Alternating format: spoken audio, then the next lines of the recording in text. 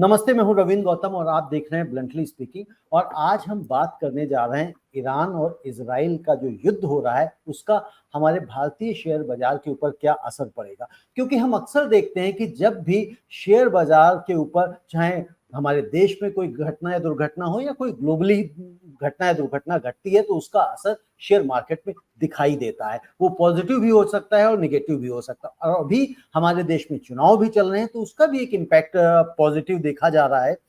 तो इन्हीं सब विषय के ऊपर आज हम चर्चा करेंगे। और जब भी हम शेयर मार्केट के ऊपर चर्चा करते हैं, तो अब हमारे साथ होते हैं एसएमसी ग्रुप के चेयरमैन, और वह हमें आपको सबको ज्ञान देते हैं, बताते हैं कि निवेशकों को अपनी गाढ़ी कमाई का पैसा कहाँ निवेश करना चाहिए, कहाँ निवेश नहीं करना चाहिए, क्या क्या टूल्स हैं, क्या उनको स्ट्रेटेजी अपनानी चाहिए। तो इन्हीं सब विषय के ऊपर, खासतौर से जो हम ईरान और इजराइल के युद्ध के ऊपर बात करेंगे कि उसका भारतीय शेयर बाजार पे क्या असर पड़ेगा, उसके लिए हम बात करेंगे। सुभाष जी, आपका बहुत बहुत स्वागत है।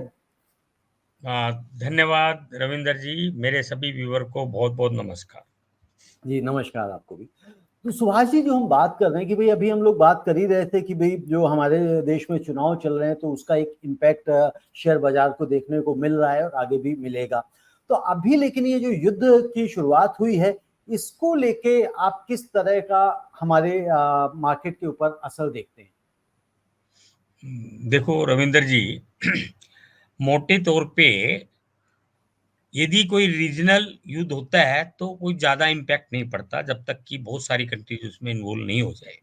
जी और इजराइल और इराक का युद्ध होने से इंडिया पे क्या अफेक्ट पड़ता है, क्योंकि हम लोग ईरान से ऑयल परचेज करते हैं 3 लाख बैरल 4 लाख बैरल के बीच के अंदर पर डे के हिसाब से। जी। तो यदि एक तो ऑयल के प्राइसेस, जब युद्ध होता है तो उसकी ओपेक कंट्रीज का ये सबसे बड़ा, सेकंड सबसे बड़ा ईरान प्रोड्यूसर है, ऑयल प्रोड्यूसर है। और जी तो जब ऑयल प्रोड्यूस करना, या तो ये इस टाइम पे बंद कर देता है या कम करता है, तो उसके क्रूड ऑयल प्राइसेस, जो कच्चा तेल है, उसका भाव तेजी से बढ़ने की आशंका होती है। जी। और जैसे अभी 83 क्रूड ऑयल है, ब्रेंट 87 88 के आसपास है डॉलर पर बैरल। जी। तो यदि $90 तक भी रहता है तो ज़्यादा इम्पैक्ट नहीं है, लेकिन इससे हम्म। ऊपर बढ़ता है तो हमारा जो है, हम मेजर इंपोर्टर हैं ऑयल के, तो हमारा जो है ऑयल महंगा होने से हमारा करंट अकाउंट डेफिसिट में इम्पैक्ट पड़ता है, ट्रेड डेफिसिट में इम्पैक्ट पड़ता है, फिजिकल डेफिसिट में इम्पैक्ट पड़ता है। तो इससे क्या मतलब हुआ कि ऑयल तेज होने से ट्रांसपोर्टेशन तेज हो आता है, ऑयल बेस्ड इंडस्ट्री जितनी होती है उनका प्रोडक्शन कॉस्ट बढ़ जाती है, तो बिल्कुल इन्फ्लेशन बिल्कुल। बढ़ता है। इन्फ्लेशन बढ़ता है तो इंटरेस्ट रेट बढ़ जाता है। इंटरेस्ट रेट बढ़ता है तो इंडस्ट्री को इम्पैक्ट करना शुरू कर देता है। और ये विशेष सर्कल है। तो हमें देखिए, डायरेक्टली जो ऑयल से डिपेंडेंट इंडस्ट्री है, जैसे automobile, hmm. Transportation, aviation, paint, tyre, cement, chemicals, ये सब, इन पर सब पर इफेक्ट आने शुरू हो जाता है। तो ऐसे शेयर महंगे, ऐसे शेयर गिरते हैं। एक तो ये इम्पैक्ट है। दूसरा, अ, जो हमारी करेंसी है, क्योंकि जब हमें ज़्यादा फॉरेन करेंसी आउटगो करनी पड़ेगी, तो उससे हमारा करेंसी डेप्रिशिएट होती है। वो भी एक नेगेटिव है, वो भी इन्फ्लेशन को लाती जी। है नहीं? और आप देखेंगे कि सेंटिमेंट है शेयर मार्केट के अंदर, ये सारा सेंटिमेंट का गेम होता है। और बहुत सारे, जैसे इंपोर्ट एक्सपोर्ट हम इसराइल से भी करते हैं और ईरान से भी, ऑयल के अलावा हम एक्सपोर्ट भी करते हैं, वो हमारा सारा इम्पैक्ट आना शुरू हो जाता है। तो जैसे जो इसराइल में रिलेटेड इंडस्ट्रीज है, Adani ports, Sun Pharma, doctor Reddy and Lupin, NMDC, Kalyani jewellers, Titan, ये, इनमें सब में इम्पैक्ट आएगा। ये सब ओके। इन शेयर को डाउन करेगी। तो जी। ये सब हमें देखना है कि इन मतलब बाकी आप देखोगे तो बहुत ज़्यादा फ़र्क नहीं है, और यदि ये वर्ल्ड वार में कन्वर्ट हो जाए तो बहुत इम्पैक्ट आ जाएगा। तो हाँ, फिर ये तो अभी मतलब हमने सिचुएशन ही बदल जाएगी। हाँ, सिचुएशन बदल जाएगी। अभी हमने देखा फ्राइडे को हमारा इंडेक्स थोड़ा-सा इम्प्रूव हुआ है। ऑल टाइम जैसे हमारा, मैं आपको बताता हूँ, एक बार निकाल के, जी, जी, जैसे 73,088 हमारा निफ्टी सेंसेक्स बंद हुआ था। ऑल जी, टाइम हमारा 75,124 रहा है, और निफ्टी 22,147 बंद हुआ है फ्राइडे को, और बिल्कुल ठीक। ऑल टाइम 22,775 रहा है।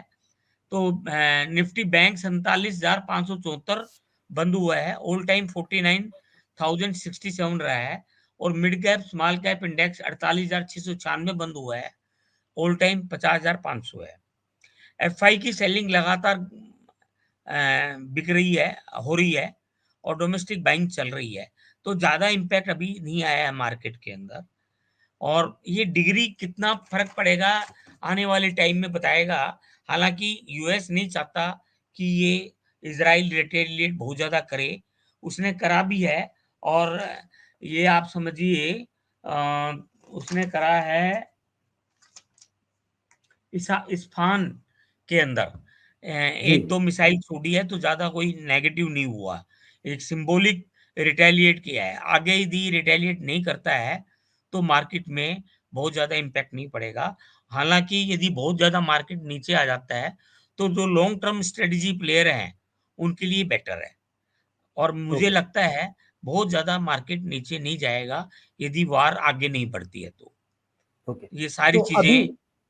हाँ जी, जी। नहीं बिल्कुल आपने ठीक कहा कि अगर वॉर आगे नहीं बढ़ती तो बहुत ज़्यादा नीचे नहीं जाएगा। तो लेकिन अभी जो एट प्रेज़ेंट जो सिचुएशन है, उसको देखते हुए जो मंडे की जो ओपनिंग है मार्केट की, वो कैसे आप देख रहे हैं? क्या डिप रहेगी या ऊपर खुलेगी?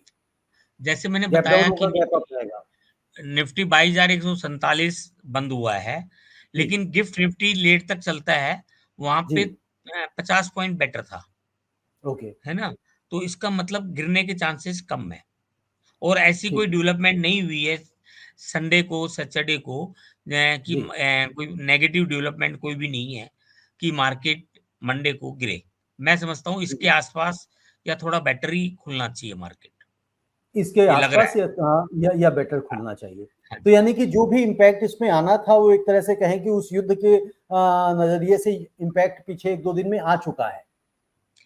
मतलब रविंदर जी, इसमें डेली हमें सिचुएशन देखनी पड़ेगी, क्या जी, स्टेटमेंट हो रही है, क्या डेवलप हो रहा है, कोई जी, रिटेलिएशन इजराइल से हो रहा है, नहीं हो रहा है। यदि जी, आगे नहीं होता है, क्योंकि प्रॉक्सी वार तो ईरान करता रहा है हमेशा। जी, जी, जैसे हिजबुल्लाह है, लेबनान का आतंकवादी है, हुँ, हमास के आतंकवादियों को वो सपोर्ट करता रहा है, डायरेक्ट इनडायरेक्ट। हुँ, लेकिन डायरेक्ट ईरान से उसने जो 300 मिसाइलें छोड़ी थी, जी, वो पहली बार छोड़ी है काफी टाइम के बाद, है नहीं? हुँ, 1973 के बाद पहली बार उसने ईरान से डायरेक्ट छोड़ी थी। तो हालाँकि छोड़ने के बाद उसको भी लगा कि सारे जो मुस्लिम देश हैं वो उसकी सपोर्ट में नहीं है। जैसे अ, ये सऊदी अरेबिया है, दुबई है, यूएई है, ये इसके फ़ेवर में नहीं है।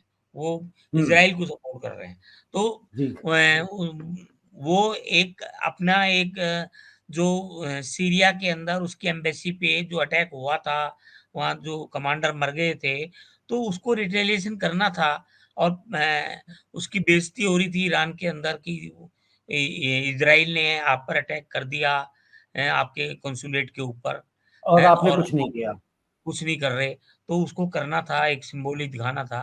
तो जी, उसको भी पता था कि जो 300 मिसाइल, ड्रोन छोड़े, उसमें से हुँ, 99% आप समझो उन्होंने उसको हवा में ही उड़ा दिया, इज़राइल ने। जी, जी, और ये ईरान को भी पता था जी। कि इज़राइल की कैपेबिलिटी है, और वो ज़्यादा उसको क्षति नहीं होगी, लेकिन उसको अपना अ, एक दिखाना था अपनी कंट्री को, दिखाना था मतलब एक सिंबॉलिक देना था कि मैसेज भई नहीं हमने किया। देना तो था। जी, जी। तो सुभाष जी इसमें अगर मार्केट में और समहाउ आगे चल के कोई डिप आता है, तो ऐसे कंडीशन में क्या परचेज़ बनता है या वेट करना बनता है कि नहीं पता नहीं और उससे नीचे भी जा सकता है? देखो, अभी मैं ये सलाह दूँगा कि थोड़ा-सा यदि फ्रेश परचेज़ कोई नहीं करे, जी। मार्केट ने थोड़ा-सा गिरता है तो फ्रेश परचेज़ नहीं बनती। बड़ा गिरता है तो फ्रेश परचेज़ बनती है और लॉन्ग टर्म परचेज़ बनती है। ओके। या फिर कोई सिचुएशन खराब हो, क्योंकि अ, देखिए ये हमारा जो ऑयल है वो हमारा आता है स्ट्रेट ऑफ हॉर्मुज, हम्म। है ना? वो रास्ते से आता है, मिडल ईस्ट से। तो जी। यदि वो सप्लाई डिसरप्ट हो जाती है किसी वजह से, वार की वजह से कोई फर्दर होता है, जिससे वो सप्लाई डिसरप्ट हो जाती है, तो ऑयल बहुत महँगा हो सकता है, $100 पर बैरल भी हो सकता है, क्योंकि हमारी 60% सप्लाई स्ट्रेट ऑफ हॉर्मुज से आती है। तो ओके। ये देखना पड़ेगा। रेड सी के अंदर ऑलरेडी प्रॉब्लम रही है, तो मैं तो थोड़ी बहुत सप्लाई की प्रॉब्लम वहाँ पर भी है। तो ट्रांसपोर्टेशन महँगी हो जाएगी। हमें अब यही देखना है कि आगे डेली बेसिस के ऊपर डेवलपमेंट क्या है। यदि कोई नई डेवलपमेंट नहीं होती है, तो मार्केट गिरेगा नहीं और फिर हम इसको समझ सकते हैं। तो और गिरता है साइकोलॉजिकली तो लेना बनता है। गिरता है साइकोलॉजिकली तो लेना बनता है, और अगर छोटा गिरता है तो नहीं लेना बनता है, अगर बड़ी डिप कोई छोटा आती है तो फ्रेश जरूर लेना बाइंग नहीं बनता बनती, होल्ड है। करना बनता है जो पोज़ीशन है और हम्म। तेज़ हो जाता है बहुत ज़्यादा, तो अनसर्टेनिटी इज़ देयर, तो वहाँ पे हम्म। प्रॉफ़िट बुक कर सकते हो। प्रॉफिट बुक करनी जैसे बनती है, मैं बिल्कुल ठीक है। जैसे मैं समझता हूँ 22,000 मैं 500 से ऊपर जब भी आता है, तो जी। अपनी अनसर्टेनिटी को देखते हुए पोज़ीशन थोड़ी-सी कम करी जा सकती है, प्रॉफ़िट बुकिंग की जा सकती है। प्रॉफिट और बुकिंग की जा सकती है, बाईस हाँ, पाँच सौ से ऊपर और अगर जाता है तो। 21,800 के आस-पास आता है और कोई फ्रेश बाई डेवलपमेंट नहीं होती है, तो लेना बनता है, लेना बनता मोटे है। तौर पे। सुभाष जी, एक चीज और मुझे बताइए कि अगर मान लीजिए तो हम शेयर मार्केट की बात करें, बट जब युद्ध वगैरह होते हैं तो ऐसी स्थिति में जो कमोडिटीज होते हैं, खासतौर से सिल्वर और गोल्ड, इसमें क्या उतार चढ़ाव होता है? देखिए, जब भी कोई वार होती है तो गोल्ड एक गुड बाई होती है। जैसे डॉलर भी अभी गुड बाई है ना? सेफ करेंसी कोई भी होती है तो वो गुड बाई मानते हैं। तो ओके। ऐसे में गोल्ड, सिल्वर लेना बनता है नहीं? अब ये है कि ये आजकल जैसे गोल्ड काफ़ी बढ़ चुका है, तो ये नहीं है कि अभी लेना बनता है, थोड़ा-सा इंतज़ार करके भी हम ले सकते हैं। हाँ, क्योंकि तो गोल्ड ये और सिल्वर तो मतलब काफी हाई ऑलरेडी चल रहा हाँ। है। ऑलरेडी हाई चल चुका है। कई बार क्या होता है कि कोई मेटल या कोई भी चीज़ हमें अच्छी लगती है, तो मैं उसमें ओवर बोट हो जाती है पोज़ीशन। तो हमें वो हम्म। अंडरस्टैंड करना पड़ता है कि कहाँ तक वो सही है लेने में। मतलब जी। जनरल ट्रेंड ये है कि gold is a good buy. अब मान लो ये फ्राइडे को भी यही बात थी कि gold is a good buy, तो गोल्ड बढ़ हम्म। गया। अब वो हम्म। कई बार वो अपने जो प्राइस है, जो प्राइस तक बाई करना चाहिए, उससे ज़्यादा लोग बाई कर लेते हैं। तो हम्म। वो देखना पड़ेगा हमें कि किस हम्म। लेवल के ऊपर हमें लेना है और किस लेवल पर इसको नहीं लेना। तो सुभाष जी, जैसे हम बात कर रहे हैं कि जैसे कि गोल्ड या सिल्वर ऑलरेडी इतना बढ़ चुका है, तो क्या ऐसी सिचुएशन में इनकी सेलिंग भी बनती है क्या? शॉर्ट करना भी बनता है क्या? क्या वो देखिए ठीक कर सकता है? नहीं, मेरे ख्याल सूट अभी नहीं बनता, है नहीं? हालाँकि मुझे जी। लगता है कि थोड़ा-सा ज़्यादा ओवर पोज़ीशन हो गई है, फिर भी यू डोंट नो इसमें सेलिंग नहीं बनती है। आप प्रॉफ़िट हुँ। बुकिंग करना चाहें वो कर सकते हैं, लेकिन सेलिंग ब्लैंक सेलिंग नहीं बनेगी। Profit okay. बुकिंग थोड़ी बहुत कर सकते हैं, लेकिन गोल्ड हुँ। महँगा है, अभी मतलब अभी और तेज़ भी हो सकता है, ऐसा भी नहीं है। क्योंकि प्राइस एग्ज़ैक्ट कोई डिसाइड करना, बताना कि ये वाली प्राइस से ऊपर जाएगा तो महँगा हो गया। ये जी, डिफ़िकल्ट जी, होता जी। है, ये मतलब परसेप्शन है नहीं? हर एक की हुँ। अपनी इंडिविजुअल परसेप्शन बन जाती है। लेकिन मोटे तौर पे मैं ये कहूँगा कि गोल्ड को फ्रेश बाइंग नहीं बनती है। आपका और थोड़ा बढ़ता है तो आपके ने होल्ड किया हुआ है, वो सेलिंग कर लें, प्रॉफ़िट बुकिंग कर लें और हुँ। नई सुभाष बाइंग जी। इस लेवल पे नहीं जी, बनती। जी, जी, जी। नई बाइंग अभी ना करें, है ना? हाँ, थोड़ा गिरता है जी, तो करें। तो करें। सुभाष जी, एक और लास्ट क्वेश्चन मैं पूछना चाह रहा हूँ कि जैसे हमने भी युद्ध की बात करी, अब इसके साथ-साथ देश में चुनाव भी चल रहे हैं और जून में इसके रिज़ल्ट भी आने वाले हैं। तो ऐसी उम्मीद जताई जा रही है कि जो रिजल्ट हैं वो मौजूदा सरकार के पक्ष में जा सकते हैं। तो क्या उसको देखते हुए अगर ऐसा होता है तो क्या अभी कोई बाइंग बनती है रिजल्ट तक के होल्ड करने के लिए? रविंद्र जी, मैंने बताया कि रेंज बाउंड मार्केट जी है नहीं? आपको कोई भी इंडिया की इकोनॉमी बेटर है, इंडिया के अंदर कोई ऐसा वार वाला या इलेक्शन वाला कोई नेगेटिव इम्पैक्ट नहीं है, रिजल्ट्स आर गुड। लेकिन अभी थोड़ा सा नीचे आए मार्केट, जैसे मैंने बोला कि जी 22,147 क्लोज हुआ है। जी 300 400 पॉइंट नीचे आता है तो बाइंग बनती है मेरे हिसाब से। कोई जी नेगेटिव डेवलपमेंट नहीं होती है, डेली बेसिस पे हमें अंडरस्टैंड करना पड़ेगा। और जी 22,500 600 700 800 के ऊपर सेलिंग बनती है। ये जी मतलब एक मोटी तौर पर है। इंडिविजुअल मोटे तौर पे। जी स्टॉक इंडिविजुअल स्टॉक को देखना पड़ेगा, सेक्टर को देखना पड़ेगा, कौन-सा सेक्टर है, कहाँ बाइंग बनती है, ये थोड़ी स्टडी की बात है, वो अलग कमेंट बनता है। मोटे तौर पे मैं जी आपको ये बता सकता हूँ कि कोई भी मेजर सेलिंग आती है, तो लॉन्ग टर्म वैसे भी बाइंग बनती है, क्योंकि लॉन्ग टर्म इंडियन वैसे भी इकोनॉमी बाइंग बनती है। जी तो इंडियन सुभाष जी इकोनॉमी एक चीज बहुत और, स्ट्रॉन्ग है। हाँ जी। जी एक और चीज क्वेश्चन पूछना चाहे, जैसे अभी लाइफ टाइम हाई निफ्टी ने 22,800 कुछ शायद बनाया था, हाँ तो जी। क्या इलेक्शन के रिजल्ट यदि मौजूदा सरकार के फेवर में आए, तो क्या ये जो 22,800 है, ये क्या 24,000 या 23,500 इस यहाँ तक भी जा सकता है?